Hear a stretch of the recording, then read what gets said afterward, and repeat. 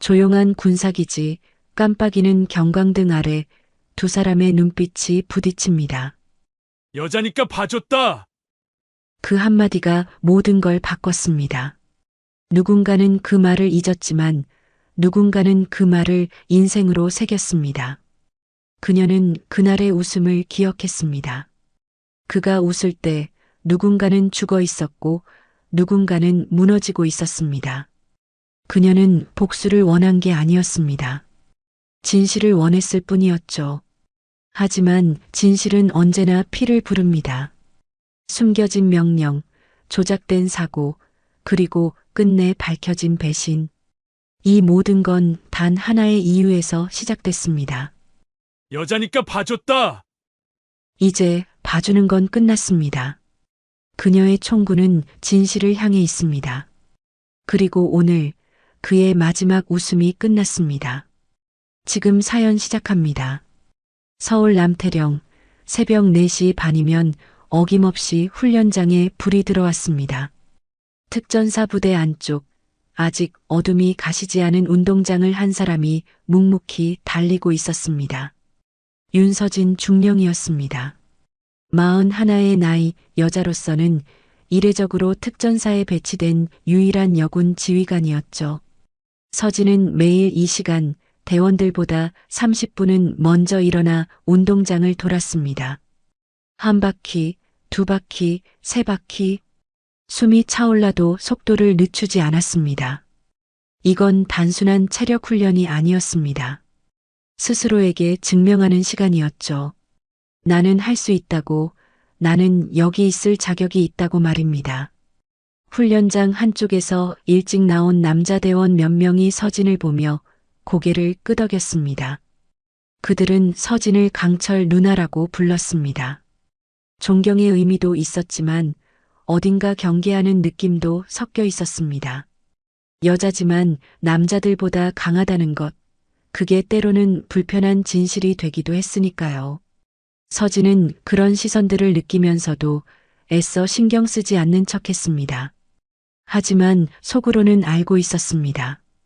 자신이 아무리 잘해도 아무리 강해도 여기서 자신은 언제까지나 여자 장교로 불릴 거라는 걸 말입니다. 그냥 장교가 아니라 앞에 꼭 여자라는 수식어가 붙는 존재였죠. 아침 6시 집합 나팔이 울렸습니다. 대원들이 우르르 모여들었고 서진은 그들 앞에 섰습니다. 100여 명의 남자들 사이에서 서진만이 유일한 여성이었습니다. 그녀는 늘 그랬듯 똑바로 서서 날카로운 목소리로 훈련 일정을 전달했습니다. 오늘 오전 산악행군, 오후 사격 훈련입니다. 나고자 없기 바랍니다. 대원들은 일제히 대답했습니다. 예. 서진은 그들의 눈빛을 하나하나 훑었습니다. 존경, 경계, 호기심, 때로는 은근한 무시까지 다양한 감정들이 섞여 있었습니다. 하지만 서진은 흔들리지 않았습니다. 흔들릴 수 없었습니다. 한 번이라도 약한 모습을 보이면 그건 곧 여자라서 안 되는구나라는 증거가 될 테니까요. 훈련이 시작되었고 서진은 대원들과 함께 산을 올랐습니다. 20kg짜리 배낭을 메고 가파른 산길을 오르는 건 결코 쉬운 일이 아니었습니다.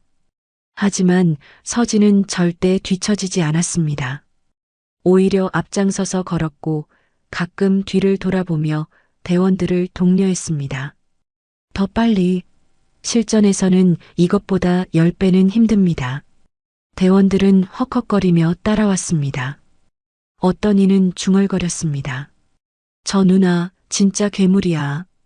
하지만 서진에게는 그런 소리가 들리지 않았습니다.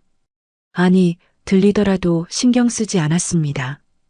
그녀에게는 더 중요한 것이 있었으니까요.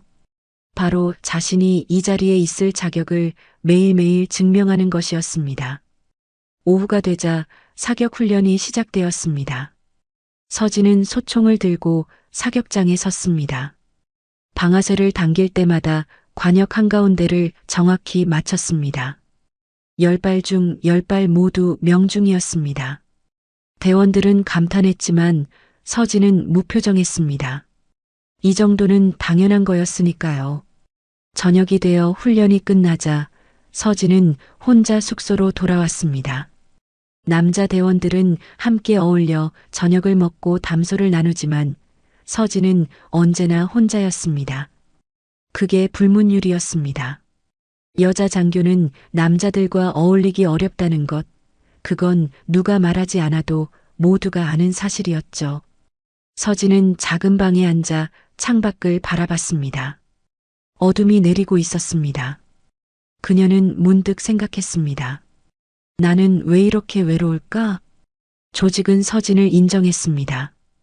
그녀의 능력도, 그녀의 노력도 인정했습니다. 하지만 그게 전부였습니다. 진짜 평등은 아직 멀었습니다.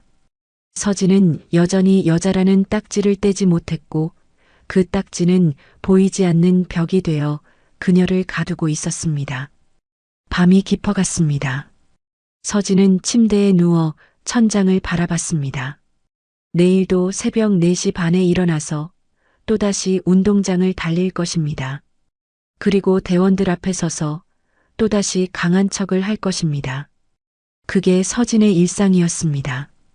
철저히 통제된 군의 시스템 속에서 그녀는 오늘도 묵묵히 자신의 길을 걷고 있었습니다.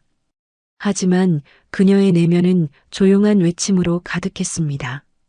언제까지 이래야 하지? 언제까지 증명해야 하지? 그 질문에 대한 답은 아무도 주지 않았습니다. 서진은 그저 버틸 뿐이었습니다. 내일도 모레도 그 다음 날도 말입니다. 그렇게 서진의 하루가 끝나갔습니다.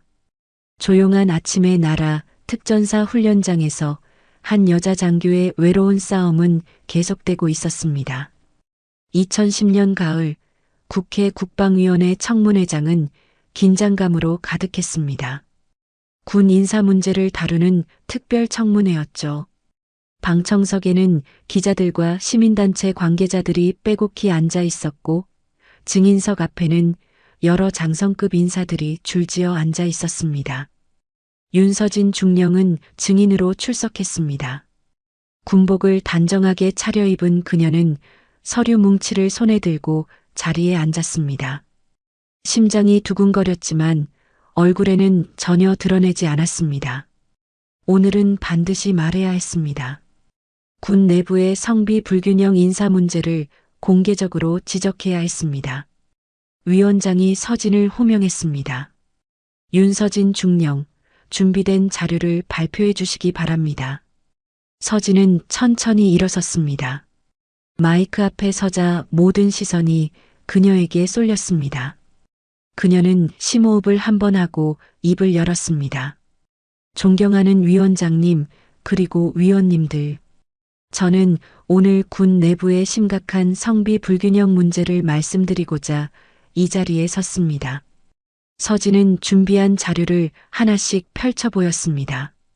장성급 여군 비율, 주요 보직에서의 여성 배제 현황, 승진 심사에서의 불공정 사례들이 빼곡히 적혀 있었습니다. 수치는 명확했습니다.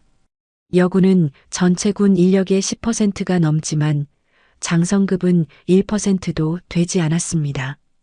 이것은 단순한 통계가 아닙니다. 이것은 구조적 차별의 증거입니다. 서진의 목소리는 단호했습니다. 방청석에서 옹성거림이 일었고 기자들은 분주히 메모를 했습니다. 하지만 증인석에 앉아있던 한 사람이 비웃음을 흘렸습니다. 박태준 대령이었습니다. 박태준은 군 내부에서 실세로 통하는 인물이었습니다. 참모본부 인사과장을 역임했고 주요 인사권을 쥐고 있었죠. 그는 전형적인 남성 중심 기득권의 상징이었습니다. 50대 중반의 나이에 이미 진급이 확정된 인물이었고 많은 이들이 그를 두려워했습니다. 서진이 자료를 계속 설명하자 박태준은 참다 못해 손을 들었습니다. 잠깐 제가 한 말씀 드려도 되겠습니까? 위원장이 고개를 끄덕였고 박태준은 천천히 일어섰습니다. 그는 서진을 바라보며 씩 웃었습니다. 그 웃음에는 조롱과 무시가 섞여 있었습니다. 윤중령, 자료 잘 봤습니다. 정말 열심히 준비했더군요. 박태주는 서진의 자료를 가볍게 훑어보는 척하더니 탁자 위에 던지듯 놓았습니다. 그리고 말했습니다. 그런데 말이죠. 군대는 원래 남자들이 만드는 곳입니다. 전쟁터에서 싸우는 것도, 나라를 지키는 것도 결국 남자들 몫이었어요. 여군은 보조적인 역할을 하는 거고요. 방청석이 술렁였습니다. 서진은 주먹을 꽉 쥐었습니다. 하지만 박태주는 아랑곳하지 않고 계속 말을 이었습니다. 물론 윤중령 같은 분들이 노력하는 건 인정합니다. 하지만 현실을 봐야죠. 체력적으로, 생리적으로 여자는 남자와 다릅니다. 그걸 무시하고 평등을 외치는 건 공허한 구호일 뿐입니다. 서진은 입술을 깨물었습니다. 분노가 치밀어 올랐지만 참아야 했습니다. 여기서 감정적으로 대응하면 그건 곧 여자는 감정적이다라는 또 다른 편견만 강화시킬 뿐이었습니다. 박태주는 서진을 향해 다가오며 말했습니다. 그래요, 윤중령. 잘한다고 생각합니다. 근데 말이야. 그는 잠시 멈추더니 비웃음 섞인 목소리로 말했습니다. 여자니까 이번엔 봐주지. 그 한마디가 청문회장을 얼어붙게 만들었습니다. 방청석에서 탄식이 터져나왔고 몇몇 위원들은 당황한 표정을 지었습니다. 하지만 박태주는 태연했습니다. 오히려 여유로운 미소까지 지으며 자리에 앉았습니다. 서진은 그 자리에 서서 아무 말도 할 수 없었습니다. 목이 메었고 손은 부들부들 떨렸습니다. 하지만 눈물은 흘리지 않았습니다. 절대 울 수 없었습니다. 여기서 우는 순간 모든 게 끝날 거라는 걸 알고 있었으니까요. 위원장이 당황한 목소리로 말했습니다. 박 대령, 발언을 조심하시기 바랍니다. 하지만 이미 늦었습니다. 그 한마디는 이미 공기 중에 퍼져버렸고 기자들의 카메라에 담겼습니다. 내일 아침이면 신문 헤드라인을 장식할 문장이었습니다. 청문회가 끝나고 서진은 복도를 걸어 나왔습니다. 다리에 힘이 풀렸지만 똑바로 걸었습니다. 화장실에 들어가 거울을 봤습니다. 거울 속 자신의 얼굴은 창백했습니다. 손은 여전히 떨리고 있었습니다. 서진은 세면대에 손을 짚고 고개를 숙였습니다. 여자니까 봐준다. 그 말이 머릿속에서 맴돌았습니다. 분노와 굴욕감이 뒤섞였습니다. 자신이 지금껏 쌓아온 모든 노력이, 모든 성과가 그 한마디로 무너지는 것 같았습니다. 밖에서 누군가 노크를 했습니다. 중령님, 괜찮으세요? 서진은 물로 얼굴을 씻고 고개를 들었습니다. 거울 속 자신을 똑바로 바라봤습니다. 그리고 다짐했습니다. 이대로는 안 돼. 절대 이대로 끝낼 수 없어. 그날부터 서진의 전쟁은 시작되었습니다. 박태준이라는 거대한 벽 앞에서 그녀는 무너지지 않기로 결심했습니다. 아니, 무너질 수 없었습니다.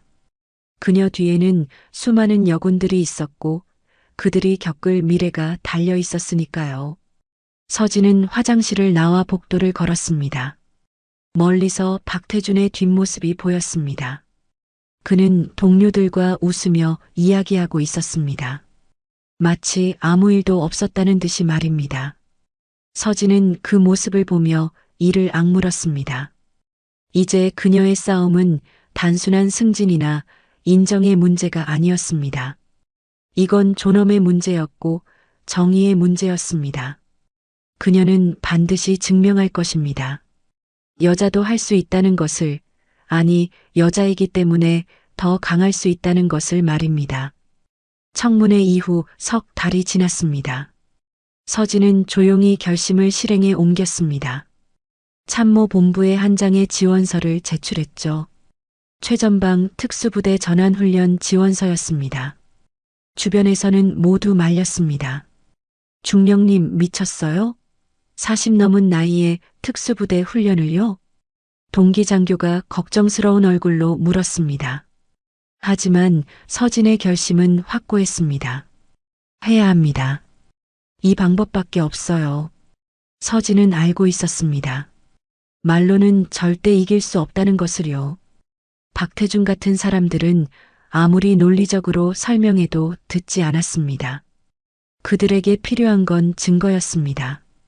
여자도 할 수 있다는, 아니 여자도 남자만큼 강하다는 명백한 증거 말입니다. 2010년 12월 서진은 강원도 인제의 특수전 교육단에 입소했습니다. 그곳은 대한민국에서 가장 혹독한 훈련이 이루어지는 곳이었습니다. 특전사 지원자들조차 절반 이상이 탈락하는 곳이었죠. 첫날 교관이 훈련생들 앞에 섰습니다. 50여 명의 남자들 사이에 서진만 유일한 여성이었습니다. 교관은 서진을 보더니 피식 웃었습니다. 여자가 여기 왜 왔어? 관광 왔나? 주변에서 웃음이 터졌습니다. 서진은 표정 하나 바꾸지 않고 똑바로 섰습니다. 교관이 다가와 서진의 얼굴을 들여다봤습니다. 일주일 안에 포기할 거야. 장담하지. 서진은 대답했습니다. 안 그럴 겁니다. 훈련은 시작부터 지옥이었습니다. 새벽 3시 기상, 40km 행군, 장애물 극복 훈련, 격투 훈련까지 하루하루가 한계와의 싸움이었습니다. 남자 훈련생들도 하나둘 쓰러져 나갔습니다. 하지만 서진은 버텼습니다. 첫 주가 지나고 둘째 주가 되자 본격적인 전투 훈련이 시작되었습니다. 실탄 사격, 폭발물 처리, 야간 침투 훈련까지 서진은 이를 악물고 따라갔습니다. 밤마다 온몸이 비명을 질렀지만 아침이면 다시 일어났습니다. 어느 날 밤 야간 행군 중이었습니다. 영하 15도의 추위 속에서 20kg 배낭을 메고 산을 넘었습니다.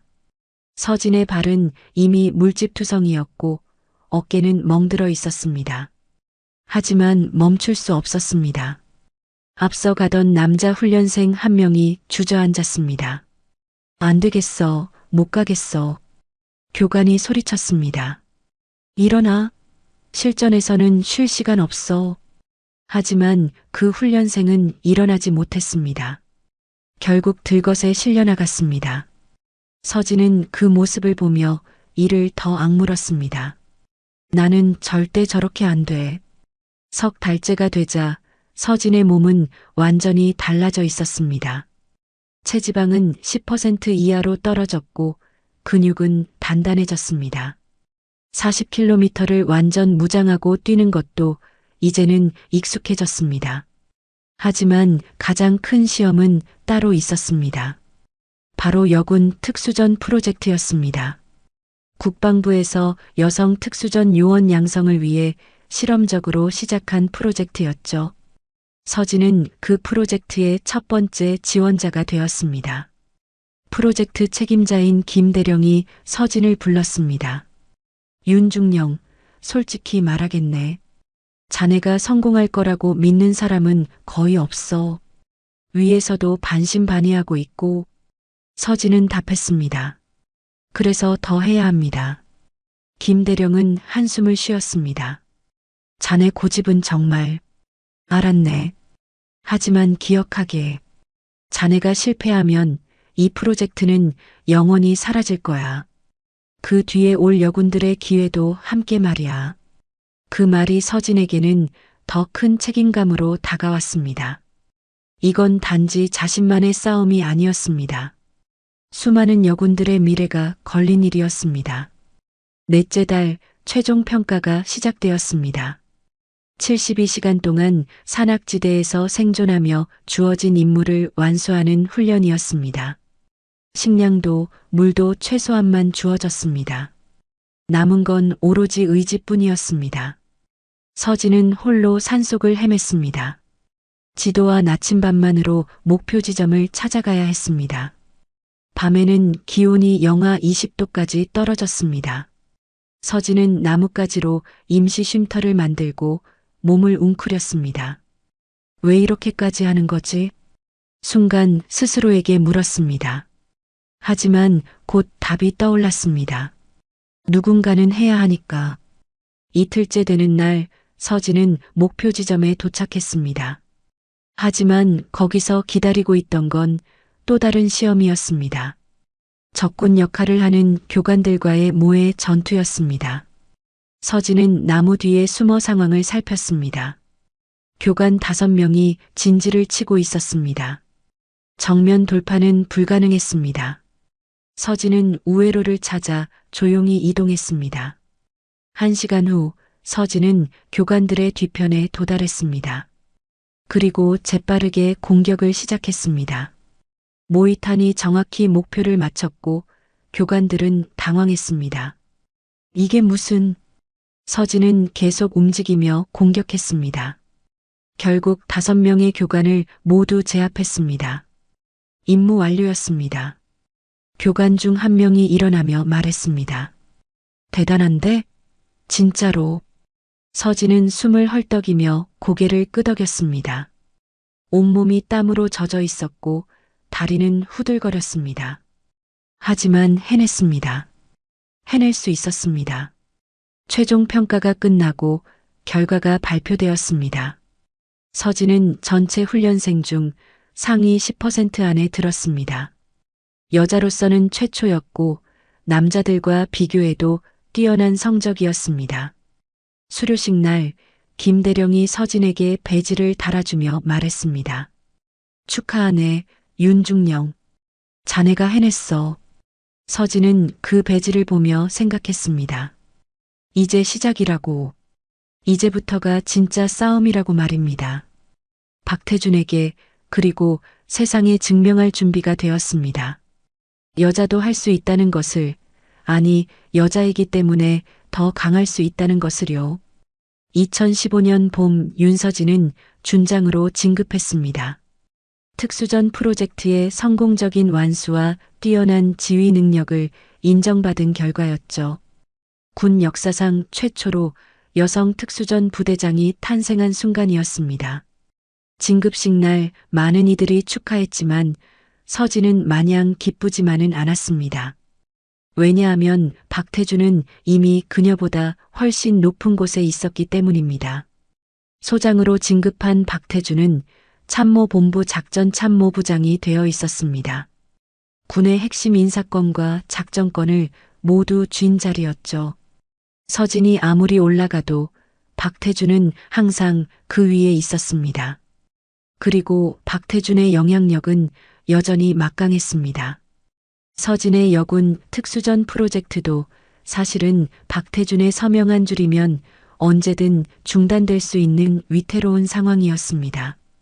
어느 날 서진은 국방부 회의에 참석했습니다.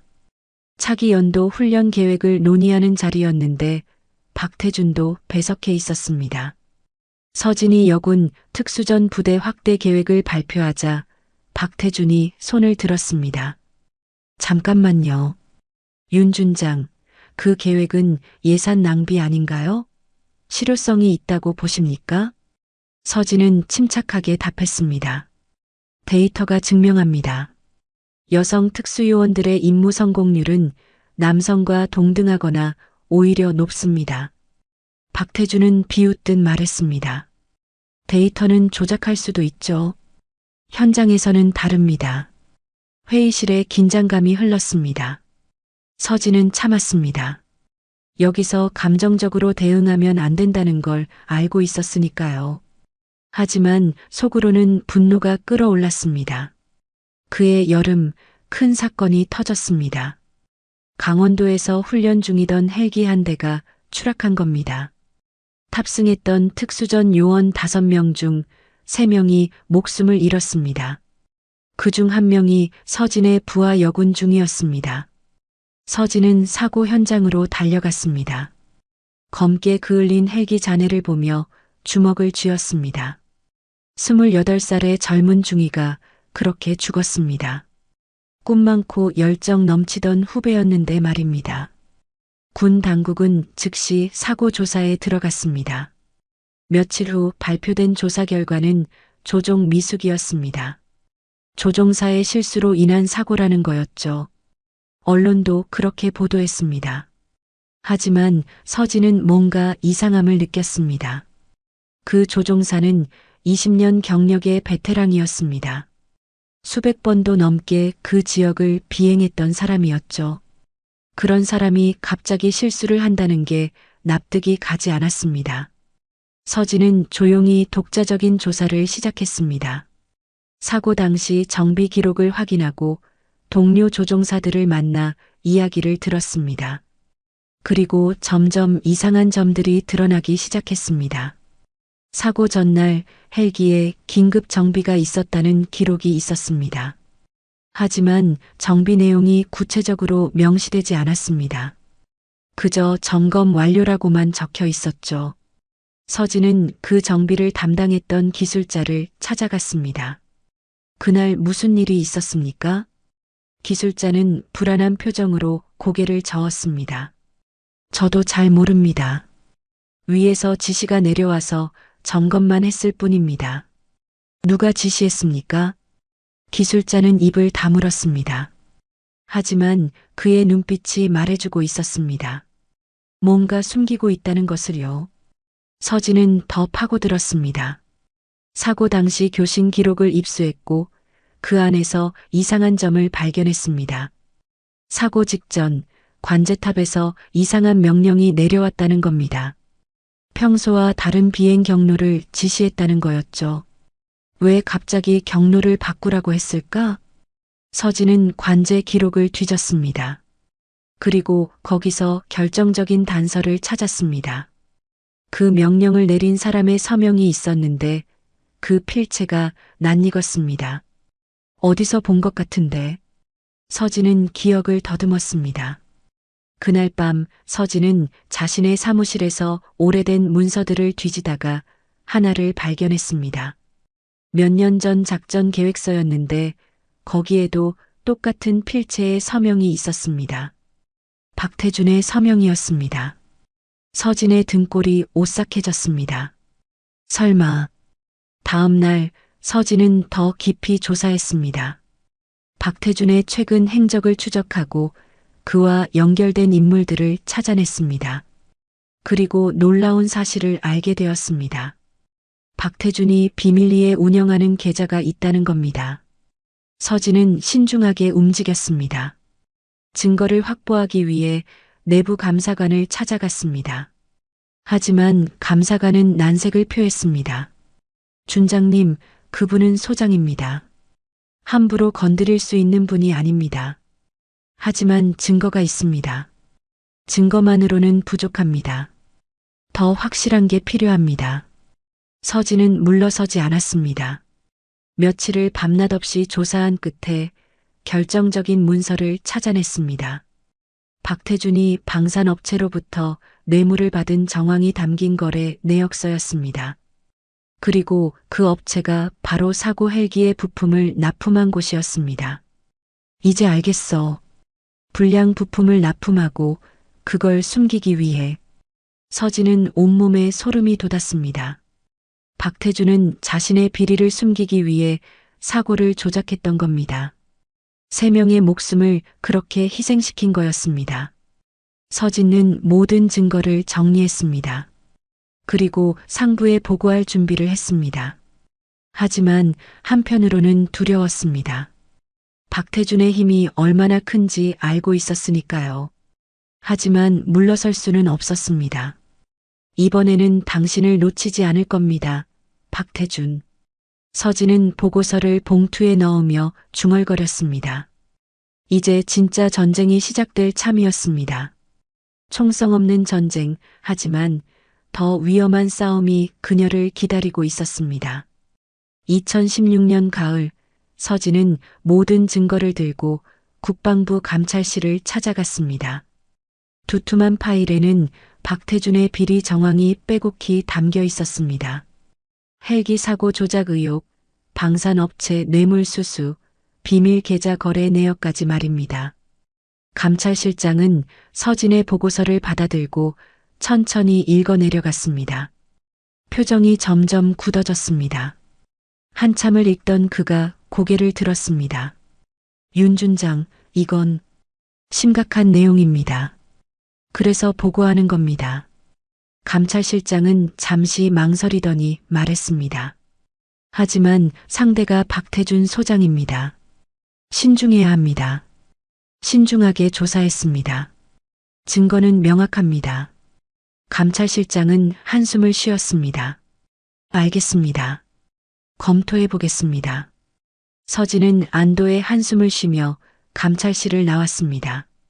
이제 진실이 밝혀질 거라고 믿었습니다. 하지만 그건 너무 순진한 생각이었습니다. 일주일 후 서진에게 한 통의 전화가 걸려왔습니다. 국방부 인사처장이었습니다. 윤 준장, 지금 당장 본부로 오시기 바랍니다. 목소리가 차갑고 단호했습니다. 서진은 불길한 예감이 들었습니다. 서둘러 국방부로 향했습니다. 인사처장 앞에 섰을 때 그가 한 장의 문서를 내밀었습니다. 보직 해임 통보서였습니다. 이게 무슨... 윤 준장, 군의 명예를 훼손한 혐의로 보직 해임을 통보합니다.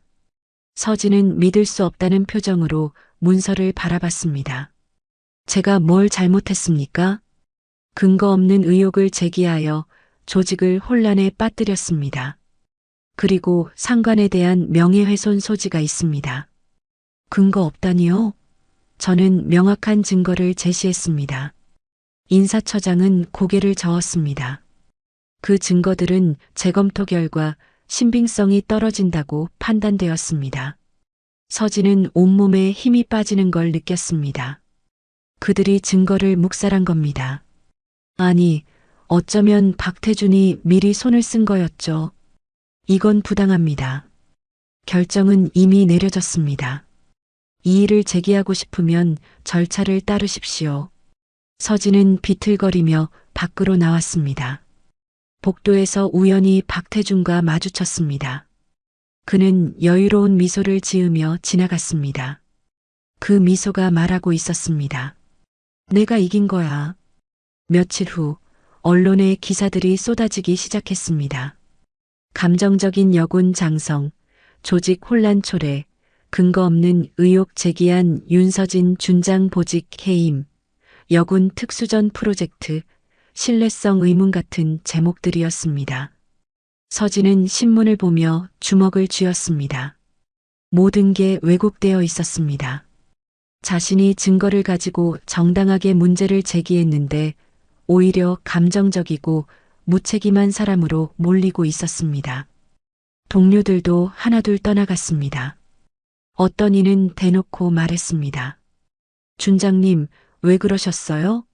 가만히 있으면 될걸. 어떤 이는 조용히 피했습니다. 서진과 엮이면 자신도 피해를 볼까봐 두려워한 겁니다.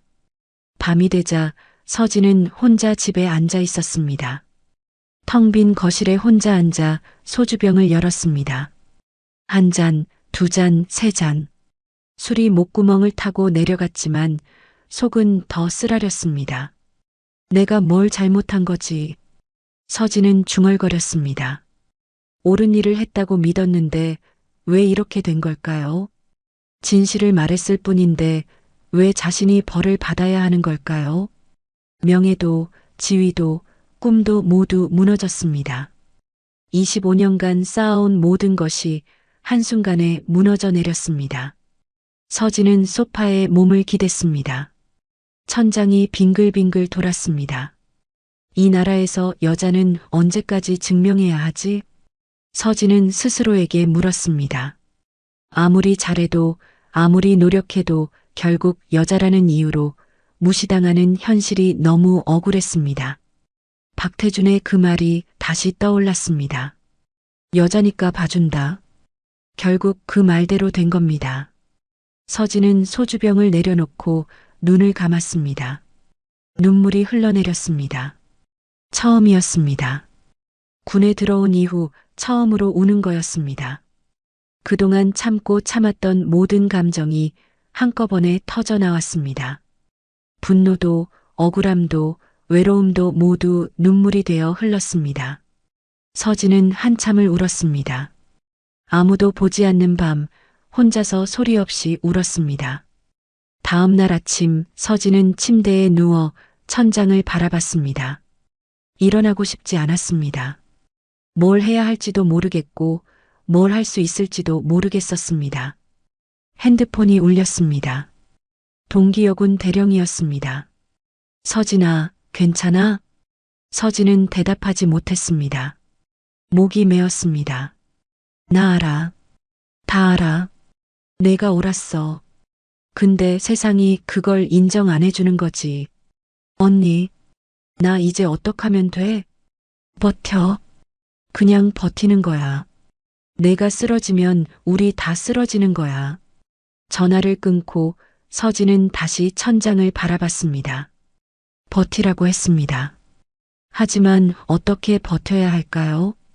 이미 모든 게 무너졌는데 말입니다. 서진은 옷장을 열었습니다. 거기 걸려있는 군복을 보았습니다. 25년간 입었던 그 군복이었습니다. 별이 달린 어깨, 가슴의 배지들, 그 모든 게 이제는 의미 없어 보였습니다. 서진은 군복을 천천히 내렸습니다. 그리고 침대에 누웠습니다. 한참을 바라보다가 조용히 옷장을 닫았습니다. 미안해. 나 더 이상 못하겠어. 서진은 처음으로 총을 내려놓았습니다. 싸움을 포기한 거였습니다. 25년 만에 처음으로 항복한 순간이었습니다. 밤이 깊어갔습니다. 서진은 창밖을 바라봤습니다. 도시의 불빛들이 반짝이고 있었습니다. 세상은 여전히 돌아가고 있었지만 서진의 세계는 멈춰 있었습니다. 그녀는 잿더미 속에 홀로 앉아 있었습니다. 일주일이 지났습니다. 서진은 집 밖으로 거의 나가지 않았습니다. 전화도 받지 않았고 사람도 만나지 않았습니다. 그저 하루 종일 집에 앉아 멍하니 시간을 보냈습니다. 어느 날 저녁 현관 초인종이 울렸습니다. 서진은 무시하려 했지만 계속해서 울려댔습니다. 마지못해 문을 열자 거기 서 있는 사람은 정민수 중사였습니다. 정민수는 몇 년 전 서진과 함께 특수전 훈련을 받았던 부하였습니다. 서진이 가장 아끼던 후배 중 한 명이었죠. 준장님. 정민수는 서진의 초췌한 모습을 보고 놀란 표정을 지었습니다. 서진은 머리도 제대로 빗지 않은 채였고 옷도 며칠째 같은 걸 입고 있었습니다. 무슨 일이야, 민수야? 들어가도 될까요? 서진은 고개를 끄덕였고 정민수는 조심스럽게 안으로 들어왔습니다. 거실은 어질러져 있었습니다. 소주병 몇 개가 테이블 위에 놓여 있었고 먹다 남은 음식들이 그대로였습니다. 정민수는 아무 말 없이 그 모습을 보다가 천천히 입을 열었습니다. 준장님, 이거 드릴 게 있어서 왔습니다. 정민수는 주머니에서 작은 USB 하나를 꺼냈습니다. 서진은 무심하게 바라봤습니다. 뭔데? 헬기 사고 당시 통신 로그입니다. 서진의 눈빛이 달라졌습니다. 정민수는 조심스럽게 말을 이었습니다. 저도 그날 이상하다고 생각했습니다. 그래서 몰래 백업 파일을 확보했습니다. 공식 기록에는 없는 건데 어떻게 구한 거야? 제가 아는 통신병한테 부탁했습니다. 위험한 일인 건 알지만 준장님이 옳다고 믿었습니다. 서진은 USB를 받아들었습니다. 손이 떨렸습니다. 정민수가 덧붙였습니다. 거기 박태준 소장의 직접 개입 정황이 담겨 있습니다. 사고 당일 관제탑에 직접 전화해서 비행 경로를 바꾸라고 지시한 녹취가 있습니다. 서진은 USB를 꽉 쥐었습니다. 심장이 빠르게 뛰기 시작했습니다. 왜 이제야 가져온 거야? 준장님이 보직 해임되기 전에는 공개할 수 없었습니다. 위에서 어떻게든 막았을 테니까요. 지금이라도 늦지 않았다고 생각했습니다. 서진은 USB를 들여다봤습니다. 이 작은 장치 안에 진실이 담겨 있었습니다. 박태준의 범죄를 증명할 결정적 증거 말입니다. 민수야, 이거 가지고 있으면 너도 위험해질 수 있어. 알고 있습니다. 하지만 준장님 혼자 싸우게 둘 수 없습니다. 정민수의 눈빛이 단호했습니다. 서진은 그 눈빛을 보며 무언가 깨달았습니다. 자신이 혼자가 아니라는 것을요. 정민수가 돌아간 후 서진은 컴퓨터를 켰습니다. USB를 꽂고 파일을 열었습니다. 녹취 파일이 재생되기 시작했습니다. 여기는 참모본부 박태준 소장입니다. 헬기 561호 지금 즉시 경로를 변경하십시오. 소장님, 그 경로는 기상 악화 구역입니다. 명령입니다. 즉시 변경하십시오. 하지만 이건 명령이야. 녹취는 거기서 끊겼습니다. 그리고 몇 분 후 사고 보고가 들어오는 소리가 들렸습니다. 서진은 이를 악물었습니다. 박태준은 의도적으로 헬기를 위험 지역으로 보냈던 겁니다. 불량 부품 문제를 숨기기 위해서 말입니다. 서진은 파일을 계속 확인했습니다. 거기에는 더 많은 증거가 있었습니다. 박태준과 방산업체 사이의 통화 기록, 계좌 이체 내역, 심지어 사고 조작을 논의한 문자 메시지까지 말입니다. 이제야 알겠어. 서진은 눈을 감았습니다. 모든 퍼즐이 맞춰졌습니다. 박태준은 단순한 비리범이 아니었습니다. 살인자였습니다. 자신의 범죄를 숨기기 위해 3명의 목숨을 희생시킨 거였습니다. 서진은 천천히 일어났습니다. 욕실로 가서 거울을 봤습니다. 거울 속 자신은 여전히 초췌했지만 눈빛만은 달라져 있었습니다. 다시 살아난 눈빛이었습니다. 서진은 샤워를 했습니다. 며칠 만에 제대로 씻었습니다. 그리고 옷장을 열었습니다. 거기 걸려있던 군복을 꺼냈습니다. 잠시 망설이다가 그걸 다시 입었습니다. 거울 앞에 섰습니다. 군복을 입은 자신을 바라봤습니다. 별이 달린 어깨가 다시 빛났습니다. 서진은 배지를 하나하나 만지며 중얼거렸습니다. 미안해. 내가 너무 일찍 포기했어. 서진은 책상으로 가서 노트북을 열었습니다. 그리고 이메일을 작성하기 시작했습니다. 수신자는 국방부 장관, 감사원장, 그리고 신뢰할 수 있는 언론사 기자들이었습니다. 제목은 간단했습니다. 박태준 소장 비리 및 헬기 사고 조작 증거 제출. 서진은 USB의 모든 파일을 첨부했습니다. 그리고 지금껏 자신이 조사한 모든 내용을 정리해서 적었습니다. 손가락이 키보드 위를 빠르게 움직였습니다.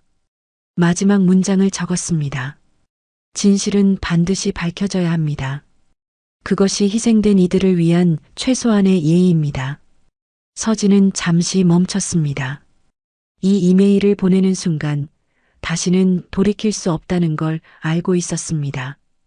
박태준은 더 거세게 반격할 것이고 자신은 더 큰 위험에 처할 것입니다.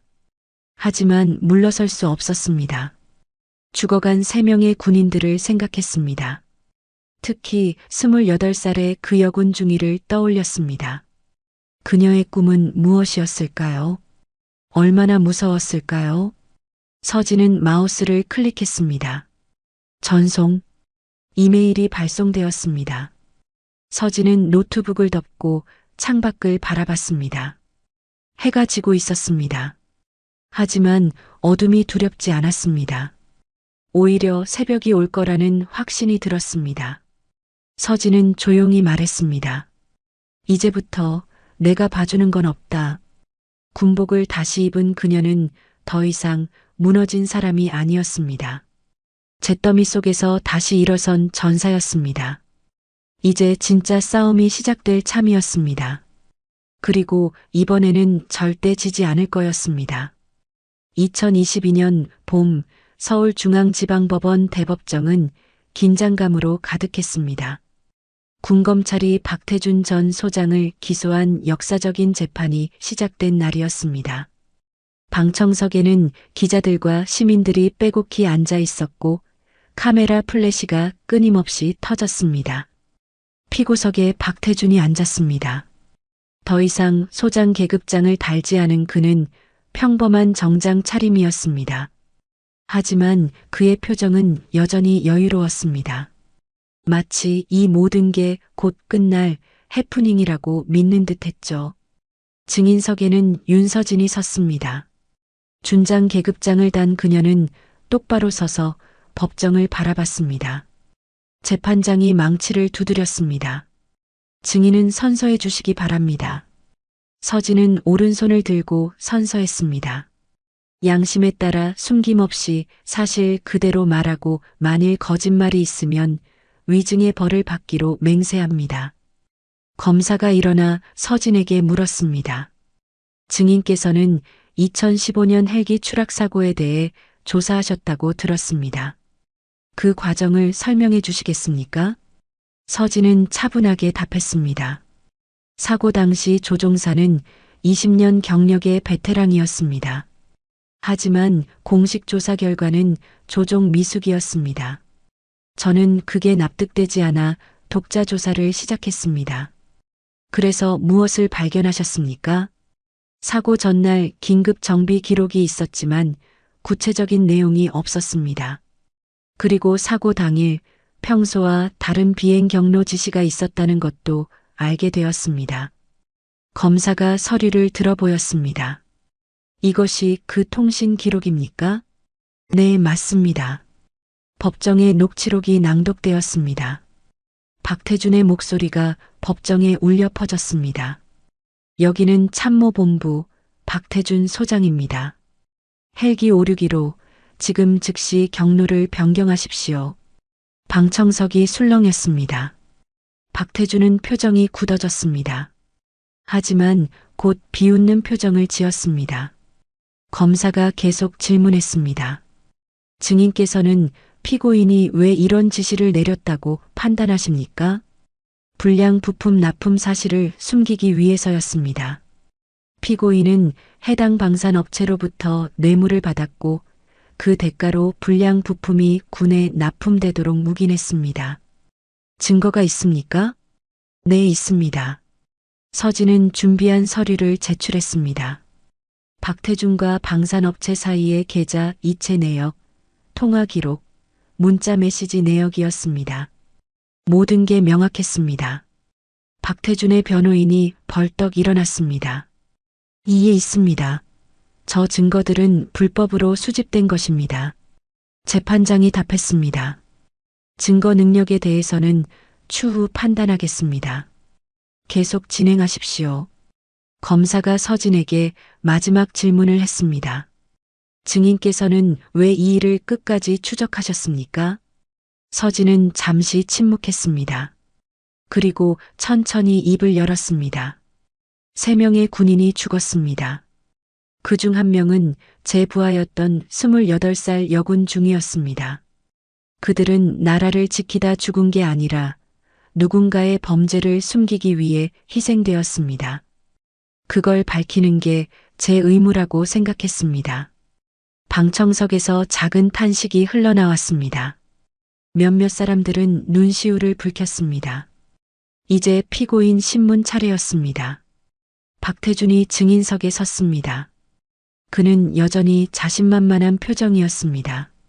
검사가 물었습니다. 피고인은 2015년 3월 12일 헬기 561호의 경로 변경을 지시했습니까? 그랬습니다. 왜 지시했습니까? 작전상 필요했습니다. 어떤 작전입니까? 박태준은 잠시 말을 멈췄습니다. 기밀사항입니다. 검사가 서류를 내밀었습니다. 당시 어떤 기밀 작전도 진행되지 않았습니다.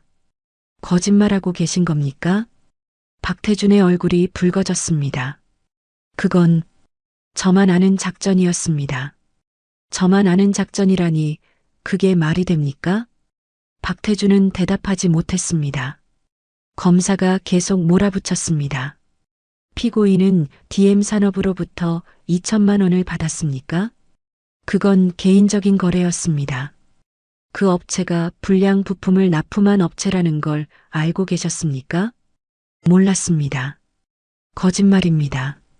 여기 피고인이 직접 품질 검사 보고서에 서명한 기록이 있습니다. 검사가 서류를 보여주자 박태준은 할 말을 잃었습니다. 그의 얼굴에서 여유가 사라졌습니다. 재판은 계속되었습니다. 증인들이 차례로 출석했고 증거들이 하나씩 제시되었습니다. 박태준의 범죄는 점점 명확해졌습니다. 변론이 끝나고 최후 진술 시간이 왔습니다. 박태준이 일어섰습니다. 그는 서진을 똑바로 쳐다보며 말했습니다. 윤서진 준장, 당신 정말 대단하오. 여자 하나가 나라를 바꾼다고 생각해요? 방청석이 웅성거렸습니다. 하지만 서진은 조용히 미소 지었습니다. 그리고 답했습니다. 아니요. 하지만 진실은 여자도 쏠 수 있습니다. 법정이 숨을 죽였습니다. 서진의 말은 단순했지만 그 안에 담긴 의미는 깊었습니다. 진실이라는 총알은 성별을 가리지 않는다는 것이었습니다. 박태준은 비웃으려 했지만 웃음이 나오지 않았습니다. 그는 그저 고개를 떨구고 자리에 앉았습니다. 재판장이 선고 날짜를 공지했습니다. 이 사건은 일주일 후 선고하겠습니다. 법정이 파했습니다. 서진은 자리에서 일어나 밖으로 나왔습니다. 복도에는 기자들이 몰려들었지만 서진은 아무 말 없이 지나갔습니다. 밖으로 나오니 정민수가 기다리고 있었습니다. 준장님, 수고하셨습니다. 서진은 고개를 끄덕였습니다. 민수야, 고마워. 내가 없었으면 불가능했어. 아닙니다. 준장님이 끝까지 포기 안 하셨으니까 가능한 거였습니다. 일주일 후 선고 공판이 열렸습니다. 재판장이 판결문을 낭독했습니다. 피고인 박태준은 뇌물수수, 직권남용, 업무상 과실치사 등의 혐의로 징역 15년을 선고합니다. 법정이 술렁였습니다. 박태준은 그 자리에 주저앉았습니다. 군 고위층 비리 사건으로는 이례적으로 무거운 형량이었습니다. 그날 저녁 뉴스는 이 소식으로 도배되었습니다. 군내 첫 고위층 비리 실형 판결, 윤서진 준장, 정의를 세우다 같은 제목들이 쏟아졌습니다. 서진은 집에 돌아와 뉴스를 보다가 텔레비전을 껐습니다. 그리고 창밖을 바라봤습니다. 밤하늘에 별이 빛나고 있었습니다. 서진은 조용히 중얼거렸습니다. 이제 당신은 끝났어요, 박태준. 2023년 봄 국방부 대강당은 숨막히는 긴장감으로 가득했습니다. 오늘은 대한민국 군 역사에 새로운 페이지를 쓰는 날이었습니다. 바로 윤서진의 중장 진급 및 특전사령관 임명식이 열리는 날이었죠. 강당에는 수백 명의 하객이 모여 있었습니다. 장성급 인사들, 국회의원들, 그리고 수많은 여군 장교들이 자리를 채웠습니다. 특히 여군들의 눈빛은 유난히 반짝였습니다. 오늘은 그들에게도 역사적인 날이었으니까요. 서진은 대기실에서 거울을 보고 있었습니다. 새로 달게 될 세 개의 별이 놓여 있었습니다. 중장 계급장이었습니다. 서진은 그것을 보며 지난 시간들을 떠올렸습니다. 청문회에서 들었던 모욕, 특수전 훈련의 고통, 보직 해임의 좌절, 그리고 재판에서의 싸움까지 모든 순간이 주마등처럼 스쳐 지나갔습니다. 그 모든 것이 오늘 이 자리로 이어졌습니다. 문이 열리고 정민수가 들어왔습니다. 이제 소령이 된 정민수는 환하게 웃으며 말했습니다. 준비되셨습니까, 사령관님? 서진은 미소 지었습니다. 아직 사령관 아니야. 곧 되실 겁니다. 둘은 함께 강당으로 향했습니다. 서진이 입장하자 기립박수가 터져 나왔습니다. 특히 여군 장교들은 눈물을 글썽이며 박수를 쳤습니다. 서진은 그들을 보며 고개를 끄덕였습니다. 국방부 장관이 연단에 올랐습니다. 오늘 우리는 역사적인 순간을 맞이했습니다. 대한민국 최초의 여성 특전사령관이 탄생하는 날입니다. 장관은 서진을 바라보며 계속 말했습니다. 윤서진 장군은 수많은 난관 속에서도 굴하지 않았습니다. 그리고 진실을 위해 싸웠습니다. 오늘 이 자리는 그 용기에 대한 보답입니다. 서진이 앞으로 나왔습니다. 장관이 직접 3개의 별을 달아주었습니다. 하나, 둘, 셋. 별이 어깨에 자리 잡을 때마다 박수가 터졌습니다. 진급식이 끝나고 서진이 연단에 섰습니다. 마이크 앞에 선 그녀는 잠시 침묵했습니다. 수백 개의 시선이 그녀를 향하고 있었습니다. 서진은 천천히 입을 열었습니다.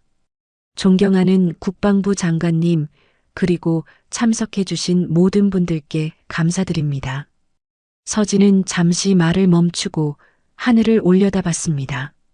맑은 봄하늘이었습니다. 그녀는 다시 시선을 내렸습니다. 저는 오래전 한 사람에게서 이런 말을 들었습니다. 여자니까 봐준다고 말입니다. 강당이 조용해졌습니다. 서진은 계속 말했습니다. 그때 저는 분했습니다. 제가 아무리 노력해도 결국 여자라는 이유로 평가받는구나 싶었습니다. 하지만 이제는 알겠습니다. 그건 그 사람의 편견이었을 뿐이라는 것을요. 서진의 목소리가 점점 강해졌습니다. 저는 여자이기 때문에 여기 섰습니다. 여자이기 때문에 더 강해야 했고, 여자이기 때문에 더 잘해야 했습니다. 그리고 그 과정에서 배웠습니다. 성별은 한계가 아니라 다양성이라는 것을요. 박수가 터지기 시작했습니다. 특히 여군들이 열렬히 박수를 쳤습니다. 서진은 손을 들어 박수를 멈추게 했습니다. 그리고 말을 이었습니다. 하지만 오늘 이 자리는 저 혼자만의 것이 아닙니다. 저와 함께 싸워준 모든 분들, 특히 헬기 사고로 희생된 3분의 영령들께 바칩니다. 서진은 잠시 고개를 숙였습니다. 강당도 함께 묵념했습니다. 그 침묵 속에서 누군가 흐느끼는 소리가 들렸습니다. 서진이 다시 고개를 들었습니다. 그녀의 눈에는 눈물이 맺혀 있었지만 목소리는 단호했습니다. 나는 그때 여자니까 봐줬다는 말을 들었습니다. 하지만 오늘 나는 사람이니까 싸웠다고 말하고 싶습니다. 강당이 떠나갈 듯 박수가 터졌습니다. 사람들이 자리에서 일어나 박수를 쳤습니다. 서진은 그 박수를 받으며 천천히 고개를 숙였습니다. 임명식이 끝나고 서진은 복도를 걸었습니다. 많은 사람들이 축하 인사를 건넸습니다. 서진은 하나하나 답하며 걸었습니다. 한 젊은 여군 소위가 다가왔습니다. 사령관님, 사령관님 덕분에 군에 지원했습니다. 서진은 그녀를 바라봤습니다. 고마워요. 앞으로 더 많은 후배들이 올 거예요. 제가 꼭 증명하겠습니다. 여자도 할 수 있다는 걸요. 서진은 미소 지으며 그녀의 어깨를 두드렸습니다. 아니, 이미 증명됐어요. 이제는 당연한 거예요. 서진은 계속 걸었습니다. 밖으로 나가니 햇살이 눈부셨습니다. 그녀는 잠시 멈춰서서 하늘을 올려다봤습니다. 박태준 대령, 보고 계신가요? 서진은 속으로 중얼거렸습니다. 이제 봐줄 이유가 없죠. 서진은 다시 걸음을 옮겼습니다. 운동장에서는 대원들이 훈련 중이었습니다. 그들 사이에는 이제 여군들도 섞여 있었습니다. 자연스럽게, 당연하게 말입니다. 서진은 그 모습을 보며 생각했습니다. 이제 시작이야. 진짜 평등은 이제부터야. 저녁이 되어 서진은 사무실로 돌아왔습니다. 책상 위에는 산더미 같은 서류가 쌓여 있었습니다. 특전사령관으로서 해야 할 일이 너무나 많았습니다. 서진은 의자에 앉아 첫 번째 서류를 집어들었습니다. 여군 특수전 부대 확대 계획서였습니다. 서진은 펜을 들고 서명란에 이름을 적었습니다. 윤서진. 그 순간 창밖으로 태극기가 바람에 펄럭이는 게 보였습니다.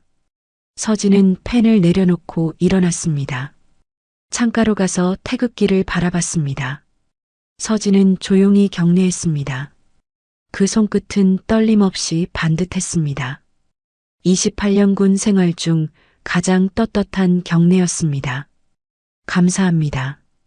이 나라에, 이 땅에. 서진은 경례를 풀고 다시 책상으로 돌아왔습니다. 해야 할 일이 산더미였지만 두렵지 않았습니다. 오히려 설렜습니다. 이제부터 만들어갈 미래가 기대되었으니까요. 밤이 깊어갔습니다. 서진은 계속 서류를 검토했습니다. 창밖으로는 별이 빛나고 있었습니다. 그 별빛 아래에서 한 여자 장군이 묵묵히 일하고 있었습니다. 그녀는 한 시대의 굴레를 벗겨냈습니다. 그리고 새로운 시대를 열었습니다. 이제 여자도 남자도 동등하게 꿈꿀 수 있는 군대를 향해 나아가고 있었습니다. 서진은 마지막 서류에 서명하고 펜을 내려놓았습니다. 그리고 조용히 미소 지었습니다. 긴 싸움이 끝났고 새로운 시작이 기다리고 있었습니다.